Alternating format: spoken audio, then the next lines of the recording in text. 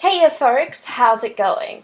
I'm Lexi and I really like games. So much so that we review one together here once a week, every week on the gaming table. If that sounds interesting to you, I encourage you to hit subscribe and keep watching today's video. Hopefully I can find you your next game. Today I am having a look at a game that was lent to me. I really love how in the world of tabletops we can borrow each other's manuals and one book can create a story and an experience for 6 people. It also does help my wallet. They actually recommended I take a look at this one myself as they thought it might interest me personally. Today we are taking a look at The Sword, the Crown, and the Unspeakable Power. This game takes place in a fantasy realm. Apart from that detail, the game manual doesn't provide a lot of detail about what the world of this game looks like. The tone definitely leans towards darker fantasy. This is indicated by the playbooks, which the players get to choose from to shape the character they're going to play.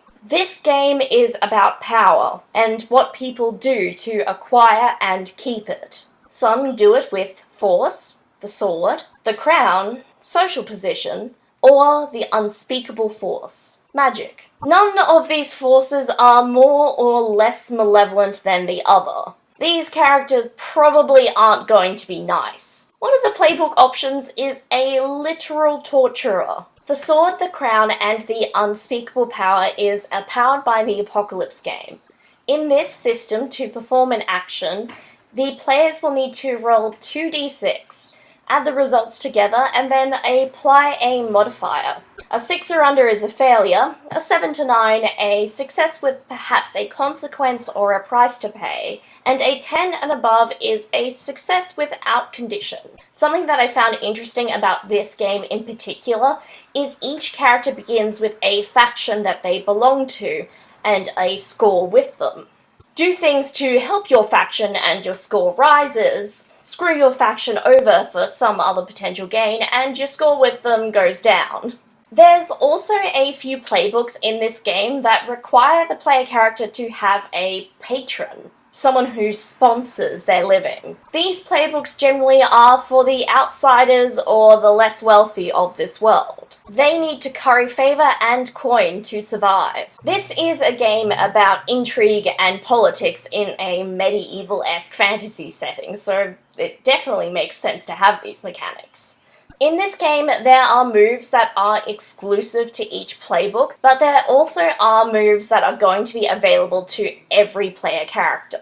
These are Face Duress, Threaten with Force, Engage in Combat, Persuade with Leverage, Study a Situation, Study a Person, and Whisper to the Unspeakable Power. In terms of specific moves, there are moves that are specific for player characters who have a patron, but they tend to be available across all characters who have a patron, so it's a little bit complicated because they're technically for more than one playbook, but they're not for every single playbook. Then there are the faction moves, which tend to apply to every single character, but they're given their own section in this book. They perhaps could have gone with the moves that are available to everyone kind of section a bit before. You get some pretty interesting playbooks for this game, such as the Adept, who has studied magic in an academic way, the Beloved, who by some means or another has accrued a following, the Black Hood, who sneaks about, the Bloodletter, who is a doctor surgeon, the Crown, a person of great political importance, the Gauntlet, who uses their skills of fighting to make a living,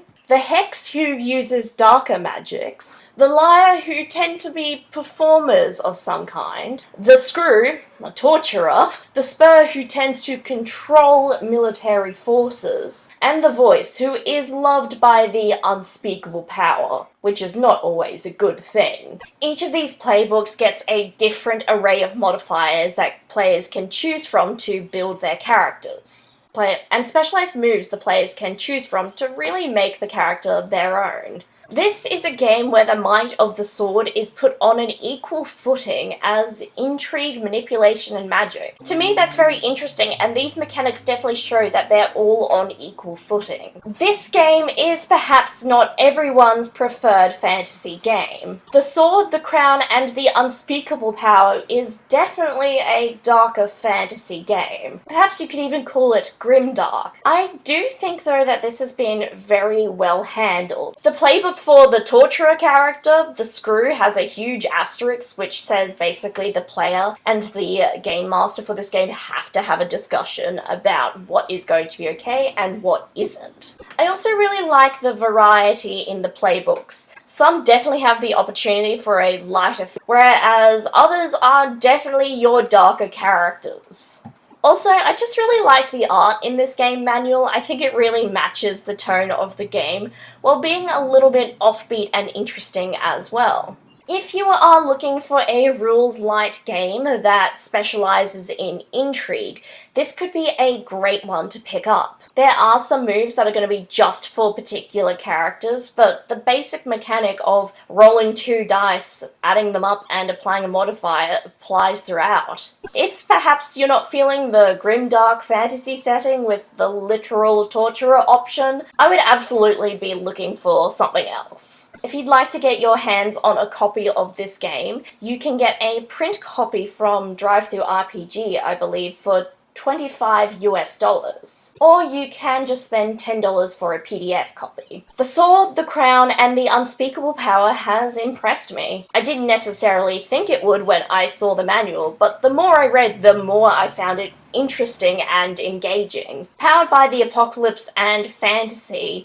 may not feel like natural bedfellows, but I'm sure there's a few around. If you have any favorite Powered by the Apocalypse fantasy adjacent games, tell me about them in the comments down below. Let's start a discussion about how we handle grim tones in games. While you're down in the comments, I encourage you to like this video, subscribe and turn on notifications so YouTube tells you when I'm next uploading. You could even share this video with a friend if you really wanted to. I also have a Ko-Fi page where you can donate to this channel just to help keep things going. Even a little is always appreciated. If you don't want to donate money, that's totally fine. Engaging with the video on YouTube in as many ways possible tells YouTube that this is a video that people should see. Thank you so much for joining me. I hope you're all well, and I look forward to seeing you next time at the gaming table.